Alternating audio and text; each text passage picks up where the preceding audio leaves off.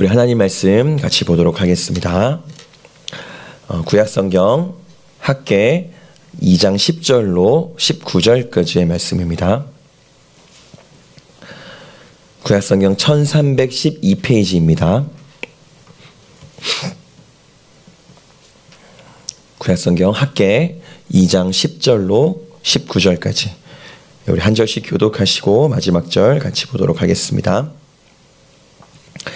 다리오 왕 제2년 9째 달 24일에 여호와의 말씀이 선지자 학개에게 임하니라. 이르시되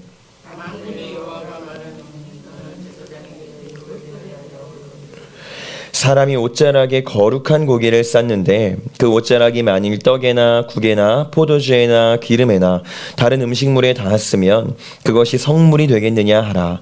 학개가 물음에 제사장들이 대답하여 이르되 아니니라 하는지라.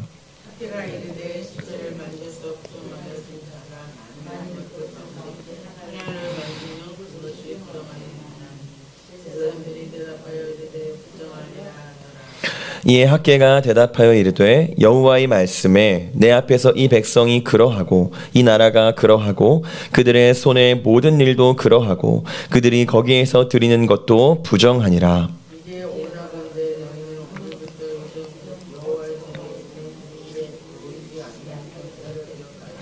그때에는 20고르 곡식더미에 이른즉 10고르뿐이었고 포도즙 틀에 50고르를 기르러 이른즉 20고르뿐이었었느니라.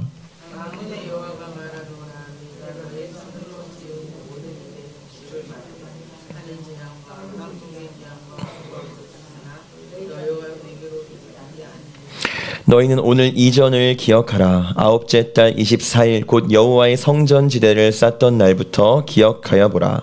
곡식 종자가 아직도 창고에 있느냐? 포도나무, 무화과나무, 석류나무, 감람나무에 열매가 맺지 못하였느니라. 그러나 오늘부터는 내가 너희에게 복을 주리라. 아멘.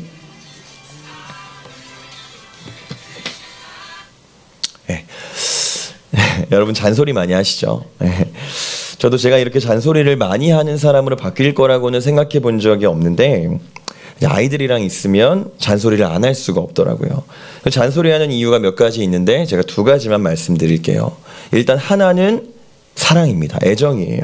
이 아이가 옳은 방향으로 가기를 원하기 때문에 잔소리를 하고요. 또 하나는 답답해서예요. 이 아이의 모든 일처리가 당연히 제 입장에서는 답답할 수밖에 없잖아요. 제가 제 아이들보다 이제 모든 부분에서 능숙하기 때문에 글씨 쓰는 모습도 답답하고 밥 먹는 모습도 답답하고 하다못해 놀이터에서 미끄럼틀 하나 타는 것도 줄 제대로 못 써서 자리 뺏기면 또 그렇게 답답할 수가 없어요. 근데 제가 노력하는 것 중에 하나가 사랑으로 올바른 방향으로 가게 하기 위한 잔소리는 그래도 하자. 그런데 최소한 답답해서 하는 잔소리는 하지 말자가 원칙 아닌 원칙이에요. 이 아이가 좀 덜 효율적으로 하더라도 그게 잔소리 듣는 것보다는 애한테 덜 스트레스가 될 거라는 걸 제가 알았기 때문에 답답한 걸로는 잔소리를 하지 않아야겠다 생각을 하는 중이에요. 근데 최근에 이 생각도 깨졌습니다. 사랑이든 뭐든 그냥 잔소리는 다 듣기 싫겠구나라는 생각이 들었어요. 몇 년 전에 이제 어떤 프로에서 한 초등학생을 대상으로 인터뷰를 하는데 질문이 이거였습니다. 잔소리와 조언이 뭐가 다른 것 같나요? 이렇게 질문을 했는데 여기에 대한 그 초등학생의 대답이 너무 웃겼어요. 그 학생이 이렇게 말했습니다. 잔소리는 기분이 나쁜데요. 조언은 더 기분 나빠요. 정말 현답이죠. 이 말이 정말 현명한 답인 게 우린 남의 말 듣는 걸 별로 안 좋아하죠. 저도 그걸 너무 잘 알아서 웬만하면 저희 중고등부 아이들한테 잔소리를 해야 되는 상황이 있을 때에도 좀 기다려주려고 합니다. 뭐 아이들이 어떻게 느끼는지는 모르겠지만 저는 일단 그래요. 그러니까 우리가 애정이라고 할지라도 나는 사랑이라고 할지라도 누군가한테 뭔가를 이야기를 이렇게 전달할 때에는 정말 조심스럽게 말해야 돼요. 내 의도가 아무리 선해도 듣는 사람은 짜증날 수 있잖아요. 그게 잔소리든 조언이든 뭐 충고든 권면이든 듣고 나서 아멘 할 수 있는 사람이 얼마나 있겠어요. 거기다 대고 들을 줄도 알아야지 라고 말하는 건 너무 가혹하잖아요. 심지어 우리는 좋은 말도 계속 들으면 듣기 싫어하잖아요. 근데 그래서 그런지 오늘 하나님이 말씀하시는 방법도 참 독특합니다. 오늘 본문을 보시면 오늘 본문도 날짜로 시작해요. 여러분 제가 지난주에 이 시간적 배경을 한번 설명을 드렸었는데 기억 안 나시죠? 다시 설명드릴게요. 포로 생활 70년 했죠. 돌아와서 성전 재건을 시작합니다. 그러다가 이제 외부의 방해 때문에 성전 건축이 중단돼요. 근데 그 중단된 기간이 꽤 깁니다. 16년 동안 중단돼요. 이 기간 동안 이스라엘은요, 성전에 대한 관심이 다 사라졌어요. 자기들이 좋은 집에 사는 거에만 모든 관심을 기울입니다. 그러다가 이제 학계 선지자의 조언으로 다시 성전 건축을 시작해요. 그리고 한 달쯤 지나서 하나님이 말씀하시는데, 너희 보기에 성전이 좀 보잘것없더라도 스스로 굳게 하라, 이렇게 다독여 주십니다. 그리고 다시 시간이 지나서 오늘 본문이 시작되는 거예요. 이날은 이제 그날 스스로 굳게 하라 하셨던 그날 이후로 한 2달 정도 지난 시점이에요. 그러니까 정리하면 16년 만에 다시 성전 건축을 시작합니다. 그리고 공사 시작하고 한 달 있다가 하나님이 스스로 굳게 하라 이렇게 하세요. 그리고 또 2달 지났죠. 2달 있다가 오늘 말씀하시는 거예요. 한마디로 잔소리 하시는 겁니다. 그 잔소리가 무슨 내용인지 우리가 한번 볼게요. 보면 11절 같이 한번 보겠습니다. 11절입니다. 시작. 만군의 여호와가 말하노니 너는 제사장에게 율법에 대하여 물어 이르기를. 제가 아까 하나님이 오늘 말씀하시는 방법이 좀 독특하다고 말씀드렸었는데, 보통 하나님이 하실 말씀이 있으실 때에는 그냥 직접적으로 계시하시든지 아니면 선지자를 통해 계시하시는 게 일반적인 방법이에요. 근데 오늘은 좀 특별하십니다. 빙 돌려서 말씀하세요. 이렇게 해라 저렇게 해라가 아니고요, 제사장한테 한번 물어보라는 겁니다. 율법에 대해서 물어보래요. 하나님이 왜 이렇게 특별한 방식을 사용하셨는지는 성경이 말하지 않기 때문에 정확하게 알 수는 없어요. 근데 하나님은 늘 이제 최선의 방법만 사용하시잖아요. 그럼 그걸 전제로 우리가 생각할 때에 지금 쓰시는 이 방법이 이제 현재의 이스라엘한테 율법을 전달할 수 있는 가장 확실한 방법이었기 때문에 이렇게 말씀하신 게 아닐까 추측해 볼 수는 있습니다. 지금 하나님이 쓰시는 화법은요, 이제 무조건적 지시가 아니고요, 회유하는 방식이에요. 지금 이스라엘이 3개월 전에 간신히 마음을 다잡고 성전을 짓고 있어요. 그리고 하고는 있는데 성전이 화려한가요? 아니죠. 보잘것없어요. 하나님이 굳세게 하라 이렇게 말씀하셨지만 그 말 듣는다고 해서 성전이 화려해지는 건 아니잖아요. 그리고 이스라엘이 그렇게 마음이 약한 상태라는 걸 하나님도 알고 계세요. 이제 바로 그런 상태의 이스라엘한테 하나님이 말씀하시는 방법이 자 한번 생각해봐, 이런 식의 말투예요. 정확한 이유는 모릅니다. 분명한 건 하나님이 말투를 바꾸셨다는 거고, 그 바꾼 말투는 굉장히 부드럽게 말씀하고 계시다는 거예요. 그 내용이 이렇습니다. 우리 본문 12절 같이 한번 보겠습니다. 12절이에요. 시작.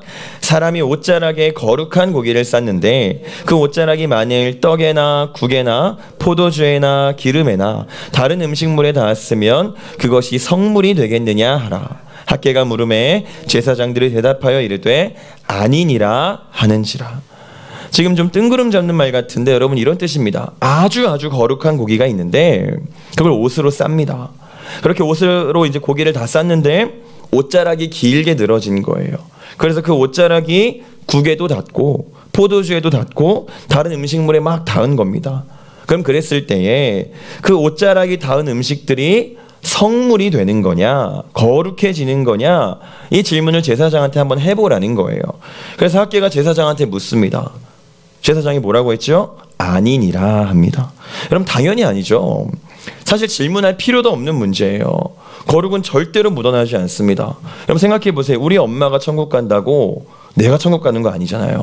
우리 교회가 거룩하다고 건강한 교회라고 해서 내가 건강한 성도가 되는 것도 아니에요. 그리고 결정적으로 거룩의 형식이 나한테 일부 있다고 해서 내가 정말로 온전히 거룩한 건 아니라는 겁니다. 그럼 지금 하나님이 이 말씀을 왜 하셨을까요? 여러분 지금 온 이스라엘은요 성전 건축하는 거 그 일에 몰두하는 중이에요. 근데 이 말씀을 하시네요. 그럼 그건 무슨 뜻이죠? 경고하는 겁니다. 너희가 지금 그 일에 몰두한다고 해서 너희가 거룩하지는 않다 이 말이에요. 성전 건축을 하고 있는 거룩의 형식이 너희한테 있는 건 분명한데 그렇다고 너희가 온전히 거룩한 건 아니야 라는 겁니다. 근데 여러분 이 적용이요 우리가 그동안 흔하게 봐왔던 적용이랑은 좀 달라요. 우리가 이 말씀을 보면 보통 흔하게 적용할 수 있습니다. 뭐 신앙의 형식, 거룩의 형식을 지킨다고 내가 정말로 거룩한 건 아니다. 내가 교회에서 열심히 예배하고 주의를 잘 지켜도 그것만으로 내가 정말로 그리스도인다운 건 아니다. 뭐 일상은 엉망이면서 교회 일만 열심히 한다고 우리가 참 그리스도인은 아니다. 뭐 이런 내용의 적용이 우리가 흔하게 할 수 있는 묵상이에요. 근데 오늘 본문은 좀 다릅니다. 그 정도 수준이 아니고요. 자세히 보세요. 왜냐하면 지금 온 이스라엘이 여러분 이 성전을 짓고 있는 이 과정이요, 결코 그 사람들의 일상이랑 동떨어져 있지 않아요. 형식만 있는 게 아니라는 겁니다. 이 사람들이 지금 이 일을 어떻게 하고 있는데요, 힘 닿는 대로 헌금하고 있어요. 그 액수가 많다는 뜻이 아니고요, 드릴 수 있는 것 다 드리고 있다는 뜻입니다. 그리고 자기들이 좋은 집에 사는 것도 포기하고 성전 건축에 몰두하고 있는 사람들이에요. 제가 전에도 말씀드렸지만 이 사람들이 지금 다시 돌아온 이 고향에서 아직까지도 넉넉하지 않습니다. 넉넉하지 않은데 그럼에도 불구하고 그거 제쳐두고 성전 건축에 몰두하는 거예요. 근데 지금 하나님은 그런 사람들한테 지금 이 말씀을 하시는 겁니다. 거룩의 형식이 있다고 결코 거룩한 게 아니야. 성전 짓고 있다고 결코 거룩한 게 아니야. 그럼 우리가 이 말을 어떻게 받아들여야 할까요? 차라리 형식만 있는 사람들한테 이 말을 하셨으면 우리의 적용은 쉽습니다. 껍데기만 거룩한 척하는 바리새인 같은 사람들의 이야기면 오늘 이 말씀의 적용이 어렵지가 않아요. 근데 지금 이 말을 듣는 사람들은 그런 사람들이 아닙니다. 정말 나를 포기하고 성전 짓는 거에 몰두하고 있는 사람들이에요. 여러분, 이제 학개가 제사장들한테 한 가지를 더 질문하는데요, 우리 뭐라고 하는지 한번 보겠습니다. 본문 13절 같이 보도록 하겠습니다. 13절입니다. 시작. 학개가 이르되 시체를 만져서 부정하여진 자가 만일 그것들 가운데 하나를 만지면 그것이 부정하겠느냐 하니 제사장들이 대답하여 이르되 부정하리라 하더라. 여러분, 아까 그 거룩에 관한 이야기와는 지금 정반대인 거 보이시죠? 거룩은 결코 묻어나지 않는다고 했어요. 내 주변이 거룩한 것과 내가 거룩한 건 전혀 관계가 없습니다. 심지어 내가 거룩한 형식을 다 지킨다고 해도 정말로 내가 거룩해지는 것도 아니에요. 근데 부정은 다릅니다. 여러분, 이스라엘 율법에 시체를 만진 사람은 부정해진다라는 율법이 있어요. 근데 그 시체를 만진 사람이 그릇을 만지면요, 그 그릇도 부정해집니다. 그리고 음식을 만지면 그 음식도 부정해져요. 이게 왜 그러냐면 죄의 전염성 때문에 그래요. 여러분, 성경에 나오는 가장 대표적인 죄가 뭐가 있죠? 원죄잖아요. 이제 우리는 태어날 때부터 죄인이에요. 그 이유는 아담입니다. 아담의 그 최초의 타락 이후로 모든 사람들은 부정해졌어요. 어려운 말로 이제 죄가 전가됐다고 하는데 저와 여러분도 예외가 아닙니다. 지금 바로 그 죄의 원리를 학개를 통해 하나님이 말씀해 주시는 거예요. 근데 이렇게 되면 문제가 있는데 우리 본문 14절을 같이 한번 볼게요. 14절입니다. 시작.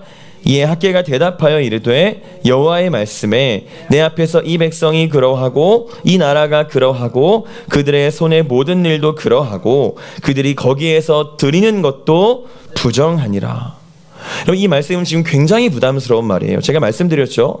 지금 이스라엘은요, 결코 무늬만 거룩하지 않아요. 실제로 거룩한 행위를 통해서 성전을 짓고 있습니다. 근데 그런 이스라엘한테 하나님이 지금 말씀하시는 거예요. 거룩은 그것만으로 안 된대요. 지금 우리 보기에는 충분히 훌륭한데 하나님은 아니라는 겁니다. 그리고 그 이유가 부정함 때문이라는 거예요. 네가 아무리 거룩한 삶을 살고 있어도 실제로 신앙인의 참 모습을 유지하고 있어도 여전히 어떤 영역에서 네가 부정하다면, 여전히 어떤 한 부분에서 네가 죄가 가득하다면 거기에서 드리는 것도 부정하니라. 부정하다는 거예요. 이 말은 예배가 합당하지 않다는 겁니다. 예배가 참 예배가 될 수 없다는 거예요. 여러분, 제가 얼마 전에 좀 안타까운 얘기를 들었어요. 어떤 교회 담임 목사님께서 교회 내에서 이제 음란한 영상을 보시다가 장로님께 발각이 됐다고 해요. 그래서 결국에는 사임하셨다는 내용까지 제가 들었습니다. 근데 이런 일이 생기면 보통 주변의 반응이 어떻죠? 비난하거나 정죄하거나 그럴 거예요. 그분이 그동안 보여주셨던 모든 거룩한 장면들이 다 가식이었구나까지 생각을 하시는 분들도 있을 거예요. 근데 저는 그렇게 생각하지 않습니다. 제가 그분에 대한 정보가 전혀 없기 때문에 짐작할 뿐이지만 어쩌면 누구보다 헌금을 많이 하셨던 분이실 수도 있어요. 어쩌면 누구보다 성도를 위해 뜨겁게 기도하셨던 분이실 수도 있어요. 아니면 누구보다 설교 준비에 에너지를 많이 쏟는 분이셨을 수도 있어요. 근데 단지 그 한 부분이 약했던 겁니다. 여러분, 근데 이런 면이 우리가 다 가지고 있잖아요. 우리 모두 그 약한 부분들이 있잖아요. 제가 지금은 고쳤는데요. 한 1년 전까지만 해도 불의를 보면 잘 못 참는 사람이었어요. 이렇게 말씀드리면 좋은 사람 같죠? 전혀 좋은 뜻이 아니고요. 저한테 불합리한 피해가 오는 불의를 봤을 때 못 참는 사람이었어요. 제가 아내한테도 많이 혼나고 또 회개하면서 지금은 고쳤습니다. 근데 아마 그때 제 모습을 여러분이 혹시 밖에서 봤다면 좋은 말 안 하셨을 거예요. 그리고 지금 오늘 이스라엘한테 하나님이 하시는 말씀이 바로 이런 겁니다. 너희가 지금 거룩한 신앙생활을 하고 있는 거 내가 아는데 지금 거룩한 그 일을 네가 하고 있다고 정말로 거룩하다고 할 수는 없다는 거예요. 왜요? 모든 영역에서 거룩하라는 겁니다. 어떤 사람이 100만 원, 1000만 원씩 헌금하는 사람이에요. 위대하죠? 대단하죠? 근데 가정에서만 배우자나 자식을 대할 때만 괴물이 되는 겁니다. 이런 사람들이 실제로 있잖아요. 또 내가 누구보다 열심히 전도하는 사람이에요. 근데 또 누구보다 앞장서서 다른 사람 정죄하는 일에 뛰어들기도 하는 겁니다. 또 주일도 잘 지키고 예배도 잘하는데 돈 앞에서만 서면 자꾸 속물이 되는 거예요. 근데 하나님이 그러지 말라는 겁니다. 그리고 이 죄의 전염력은 나중에 우리 주님이 더 강하게 말씀해 주세요. 이제 직접 사람을 죽이지 않아도, 칼을 들고 총을 들고 사람을 직접 죽이지 않아도 미워하는 것만으로 살인했다라고 바꾸셨어요. 이제 직접적으로 간음하지 않아도 음욕을 품고 여인을 보는 자마다 이미 간음했대요. 여러분, 부정함은요, 죄는요, 극히 일부분이 전체를 오염시키는 거예요. 그러니까 우리가 여전히 지금 안주할 수 없는 겁니다. 내가 이제 예수 믿었다고 천국을 손에 넣었다고 안주할 수 없는 거예요. 내가 신앙인의 참 모습을 많이 가지고 있어도 여전히 부정한 그 한 부분 때문에 우리가 참된 예배자가 될 수 없다는 겁니다. 그 한 부분을 우린 잘라내야 되는 거예요. 우리 본문 15절 16절 같이 보겠습니다. 15절 16절까지입니다. 시작. 이제 원하건대 너희는 오늘부터 이전 곧 여호와의 전에 돌이 돌 위에 놓이지 아니하였던 때를 기억하라. 그때에는 20고르 곡식더미에 이른즉 10고르뿐이었고 포도즙 틀에 50고르를 기르러 이른즉 20고르뿐이었었느니라. 제가 처음에 우리 하나님이 굉장히 완곡한 말투라고 말씀드렸죠. 지금도 그렇습니다. 이스라엘 백성들한테 한번 떠올려 보라는 거예요. 성전이 완전히 파괴됐었던 그 옛날 그때를 한번 떠올려 보라는 겁니다. 그때가 어떤 때인가요? 이스라엘이요, 철저하게 나를 위해서만 살 때예요. 여호와 하나님을 전혀 신경도 쓰지 않고 내가 좋은 집 사는 거에만 온전히 몰두했던 때입니다. 거룩을 신경도 쓰지 않았던 시절이에요. 근데 네가 그렇게 살던 시절이 있었는데 너 정말 그때 행복했냐는 겁니다. 한번 떠올려 보라는 거예요. 여러분, 우리한테 이 거룩함이라는 게 굉장히 큰 부담으로 다가오는 경우가 참 많죠. 예전에 어떤 청년들이 농담처럼 이런 얘기를 하더라고요. 아, 예수를 조금만 늦게 믿었어도 즐길 거 다 즐기고 놀 거 다 놀고 좋았을 텐데. 일리 있죠. 또 누군 이렇게 말하는 사람도 있어요. 죽기 직전에 예수 믿은 사람이 제일 좋은 거 아니냐. 하고 싶은 대로 다 하고 살다가 또 천국은 천국대로 가니까 좋다는 겁니다. 근데 여러분, 이 말이 되는 것 같은데 사실은 말이 안 되는 말이에요. 이제 이 말이 돼버리면요, 우리가 하나님을 만난 게 저주가 돼버립니다. 우리가 기적적으로 하나님을 만난 그 사건이 우리의 행복을 뺏어간 사건이 되어버려요. 근데 그렇지 않잖아요. 우리는 분명히 하나님 만나고 더 행복해졌잖아요. 정말로 거룩을 모르고 나만을 위해 살던 그때가 더 좋았을까요? 좋았다고 생각한다면 둘 중에 하나입니다. 내가 여전히 하나님을 모르든지 아니면 그냥 착각이든지. 여러분, 사랑했던 남녀가 이별을 하면요, 이상한 증상이 하나 생겨요. 부분기억 상실증이 생깁니다. 여러분, 생각해 보세요. 왜 이별했겠어요? 이별할 만 하니까 이별했을 거잖아요. 근데 이별하면 그 이별했던 이유가 기억이 안 나요. 뭐만 기억이 나냐면 행복했던 기억만 남습니다. 그래서 다시 그 사람을 만나면 어떨까 하는 생각까지 하게 돼요. 근데 이건 정말 그냥 착각입니다. 최후에 행복하지 않았기 때문에 헤어진 거예요. 근데 우리도 마찬가지입니다. 주님을 몰랐을 때에 우리는 전혀 행복하지 않았어요. 혹시 모태신앙 분들이어도 인격적으로 하나님을 만나기 전 시절은 있을 거예요. 그때 우리는 전혀 행복하지 않았습니다. 거룩이 뭔지도 몰랐던 그때에 우리는 분명히 괴로웠어요. 물론 그때에도 행복은 있었습니다. 돈이 많을 때 행복했을 거고, 뭐 여행을 가거나 가족으로 인한, 뭐 친구로 인한 행복도 있었어요. 근데 문제는 그 행복들이 영원하지 않아요. 자꾸 깨어지는 겁니다. 행복의 조건이 충분하지 않으면 행복도 없어요.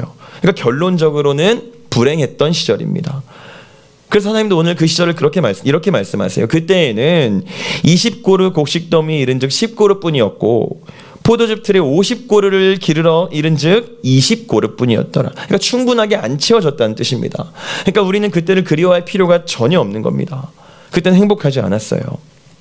근데 제가 이렇게 말씀드리면 나는 그때를 안 그리워하는데 하실 수도 있어요. 근데 아닙니다. 내가 여전히 거룩함을 포기하는 그 영역이 있잖아요. 내가 여전히 이 거룩함의 율법이 감히 들어오지도 못하게 하는 그 영역이 여전히 있잖아요. 내가 여전히 그때를, 그 거룩을 몰랐던 때를, 성전이 무너졌던 그때를 그리워한다는 증거가 바로 그거예요. 근데 여러분, 우리는 꼭 기억해야 됩니다. 거룩함이 없었을 때 우리는 불행했어요. 결코 채워지지 않았어요. 그러니까 이제 우리는 반드시 거룩해야 됩니다. 그리고 오늘 성경이 말하는 거룩은요, 모든 영역에서의 거룩이에요. 여러분, 그게 손해가 아니고요, 어떤 족쇄가 아니고요, 이건 저주가 아니에요. 우리 하나님이 거룩의 결과를 이렇게 알려주십니다. 우리 본문 19절 같이 한번 보겠습니다. 본문 19절입니다. 시작. 곡식 종자가 아직도 창고에 있느냐? 포도나무, 무화과나무, 석류나무, 감람나무의 열매가 맺지 못하였느니라. 그러나 오늘부터는 내가 너희에게 복을 주리라. 아멘. 거룩의 열매가 이런 겁니다. 창조주께서 다짐하셨어요. 무슨 다짐이죠? 복을 주시겠다라는 다짐입니다. 그 복의 종류가 뭐냐면요, 우리가 좋아하는 거 다 포함되어 있어요. 19절에 지금 나열된 이 열매들은 이스라엘 백성들이 살아가는 그 일상에 꼭 필요한 것들입니다. 여러분, 우리 하나님이 전혀 실체도 없는 그런 복을 약속하지 않으셨어요. 우리 일상을 회복시키실 거예요. 이 말은 우리를 부자로 만들어주신다는 뜻은 아닙니다. 다만 이런 일상의 문제들, 성전을 몰랐을 때에, 거룩을 몰랐을 때에 그렇게 채워도 채워지지 않아서 불행했던 그 일들을 다시 겪지 않을 거라는 거예요. 내가 너에게 복을 주리라. 여러분, 이 사실을 믿으시기 바랍니다. 여러분, 오늘 우리가 이 하나님이 쓰신 말투를 좀 기억하셨으면 좋겠어요. 참 배려가 깊으세요. 우리가 지금은 이제 위생 문제 때문에 안 그러는데, 옛날에는 이제 아이들 먹기 좋게 엄마들이 막 씹어서 이렇게 넣어주고 그랬잖아요. 우리 하나님이 지금 그렇게 하고 계신 겁니다. 여러분, 우리도 누군가를 먹일 때에 이런 기술이 좀 필요합니다. 그리고 이렇게 씹어서 먹여주시려고 했던 말씀이 거룩하라는 거예요. 그리고 그 범위는 우리의 삶의 모든 영역입니다. 철저하게 우리의 이득을 따져봐야 되는 현장도 있잖아요. 근데 그 현장에서도 우리는 거룩해야 된다는 거예요. 그게 하나님이 요구하시는 겁니다. 전 심지어 여러분, 예전에 보험 타먹을 때도 저의 이득과 거룩 사이에서 참 힘들었습니다. 여러분, 물론 거룩이 무슨 도덕, 양보, 손해 이런 것만 말하는 건 아니에요. 거룩은 하나님의 말씀대로 사는 겁니다. 근데 도덕과 양보와 손해가 빠진 거룩은 없습니다. 우리 주님이 누구보다 철저하게 손해 보셨잖아요. 그게 거룩의 절정이었음을 보여주셨잖아요. 근데 우리가 여전히 거룩을 택하지 못하는 이유는 거룩을 포기할 때에, 거룩을 내려놓을 때에 더 행복할 거라는 우리의 착각 때문이에요. 그러나 그야말로 착각입니다. 절대로 채워지지 않습니다. 절대로 쌓이지 않아요.